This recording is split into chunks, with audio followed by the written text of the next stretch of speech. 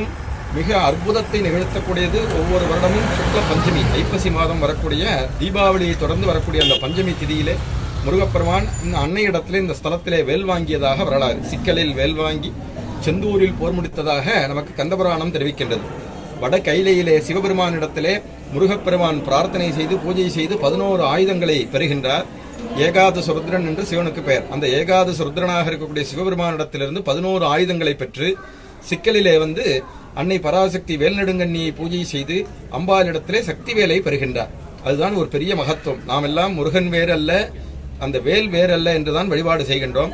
அந்த முருகப்பெருமானுக்கு முதலிலே வேல் என்று சொல்லக்கூடிய அந்த சக்தி ஆயுதத்தை கொடுத்த ஸ்தலம் இந்த சிக்கல். சிக்கலில் வேல் வாங்கி செந்தூரில் போர் முடித்ததாக கந்தபுராணம் நமக்கு வலியுறுத்துகின்றது. அந்த வேலை ஒவ்வொரு வருடமும் அந்த பஞ்சமி திதியிலே காலை வேளையிலே முருகப்பெருமான் தேரிலே பவனி வருவார். அன்றைய தினத்திலே அன்னை கையிலே அந்த சக்தி வேல் சாத்தப்பட்டு அம்பாளுக்கும் வேலுக்கும்